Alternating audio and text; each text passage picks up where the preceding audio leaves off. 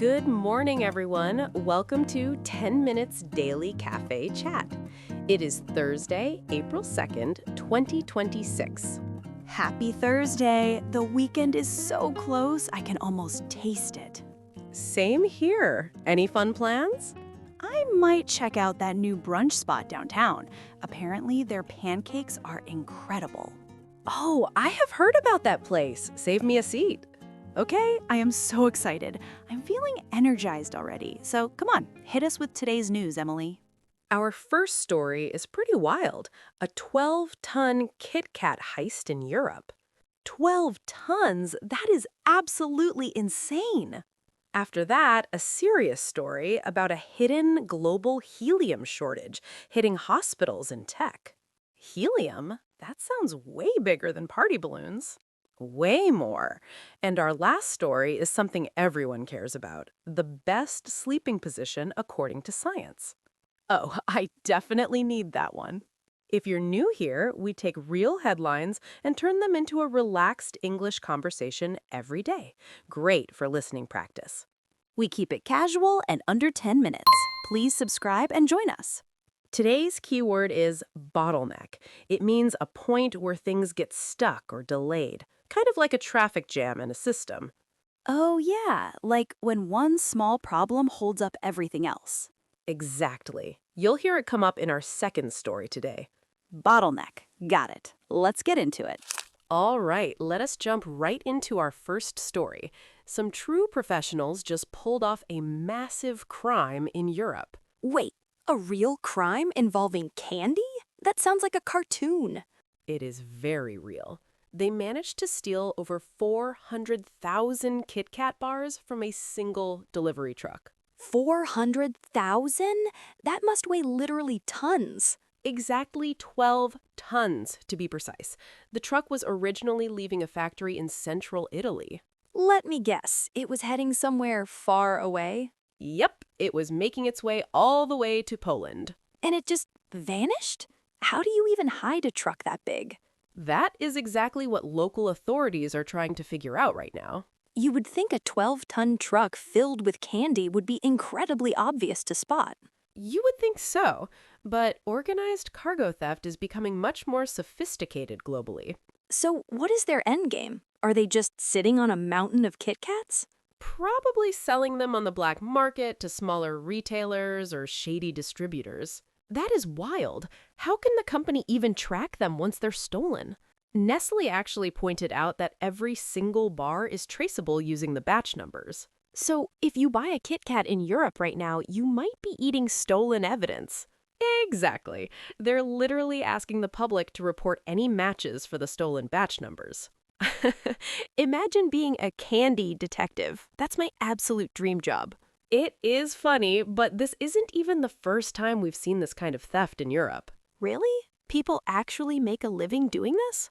Definitely. Just last July in the UK, a man was sentenced to 18 months in jail for a very similar crime. Please tell me he stole something equally ridiculous. He broke into an industrial unit and stole nearly 200,000 Cadbury creme eggs. Oh my goodness, using a stolen tractor trailer, I bet. Exactly right. It truly highlights how lucrative the underground candy market must be. The profit margins are clearly enough to risk prison. I'm honestly fascinated. It's a weird world out there, so please just stick to buying your chocolate legally. Don't worry, my criminal record will remain spotless. Where are we heading next? We're moving from a stolen goods situation to a severe global shortage that's impacting our critical infrastructure. So, when I mention the word helium, what is the first thing that comes to your mind? Definitely party balloons, or making your voice sound incredibly high and squeaky at birthdays. Almost everyone thinks of that. But right now, there is a severe helium shortage hitting major industries. Wait, industries? Why would a tech company need helium? Because liquid helium is incredibly cold. It's kept at roughly 450 degrees below 0 Fahrenheit. That is profoundly freezing. What exactly are they cooling it with? Well, in the medical field, they use it for MRI machines to keep the superconducting coils cool. Oh, wow. So if the helium runs out, the MRI machines literally stop working? Exactly. And the same cooling property is required for semiconductor AI chip makers. So, basically, our hospitals and our most advanced tech both rely heavily on this invisible gas. Yes. A university director recently noted they order around $6,000 worth of it every 3 months. That sounds wildly expensive. Why is this sudden shortage happening right now? The ongoing tensions in the Middle East have severely disrupted the normal global supply chains. Oh, that makes sense. Is that region a primary source for it? Normally, about a third of the entire global supply comes straight from Qatar. And since that specific shipping route is blocked or dangerous, everything is bottlenecked. Precisely. And the tricky part is the delay. It takes about a solid month for helium to physically reach its destination by ship. So we're only just now feeling the effects of delays that started weeks ago? Yep. Experts say that even if the shipping routes reopen today, things would not normalize instantly. How long would it actually take to fix the bottleneck? They estimate that getting everything back up to speed would not happen until sometime between June and August. That's months away. What are hospitals supposed to do until the summer? Right now, everyone is just aggressively relying on whatever is currently kept in reserve storage. That sounds incredibly stressful for anyone managing an MRI facility or a semiconductor plant. It really proves how hidden supply chains affect the most critical parts of our modern lives. Absolutely. Let us pivot to something a little less anxiety-inducing for our last story. I have just the thing. Our final topic today focuses on something we all do, but might be doing wrong. Science has recently decided to weigh in on the ultimate debate regarding the best possible sleep positions. Oh, I desperately need this. I usually wake up feeling somewhat twisted. You are definitely not alone. The answer is actually not as simple as pointing to one universal perfect position. Of course it is not. Science always makes things wonderfully complicated. Well, according to the American Academy of Sleep Medicine, sleeping on your back is generally excellent. That makes complete sense. If you're flat on your back, your airway stays unobstructed.